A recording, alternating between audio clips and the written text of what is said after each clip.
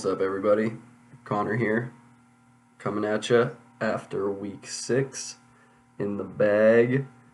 We did it. One more session of 6 weeks to go. So we are on the final stretch, the home stretch. We're making it. Feels good. It was a good week 6. Definitely very busy inside and outside of work. Outside of work, I was working. Inside of work, had a lot of patients this week. It was very busy this week. Starting to get close to 40 patients a day if we didn't have all the occasional cancels. But actually, we had a pretty low cancel rate this week, too. I think it was like 7 or 11% or something like that. Pretty low. But yeah, been good. Getting in the flow of things, learning to, just hunker down and get through each day. And you gotta do what you gotta do to make the money that you need to make to survive. So all the extra work on the outside it's necessary. So it's been good, making it happen. In the clinic, been working with 2 patients an hour still, occasionally jumping between a couple extras now and then, when the PT and PTA are doing manual therapy and stuff. They'll have me running around, setting people up, deciding on progressions and stuff for exercises and everything.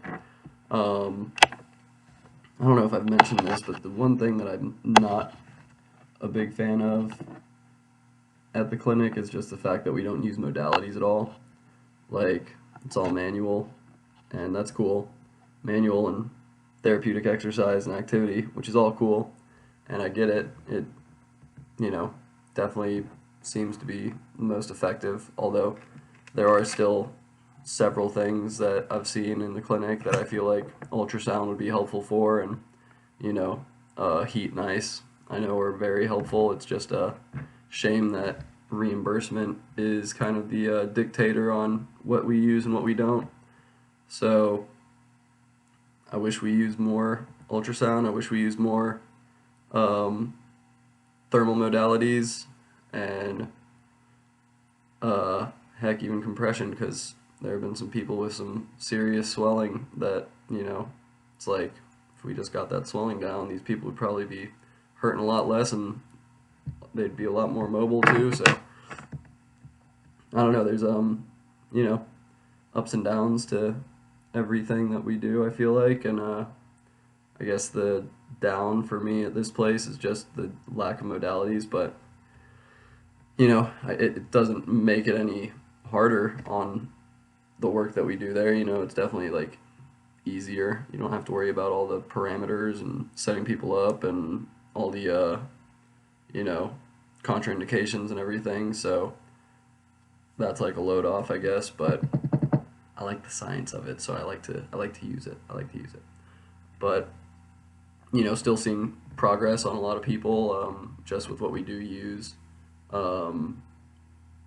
The physical modalities like manual and exercise and everything. Had a patient with some SI joint pains, and I've learned how to really tell people's pelvic obliquities, like, are they slipped on the left, are they hiked on the left or right, like anterior or posterior rotated, what's the difference here.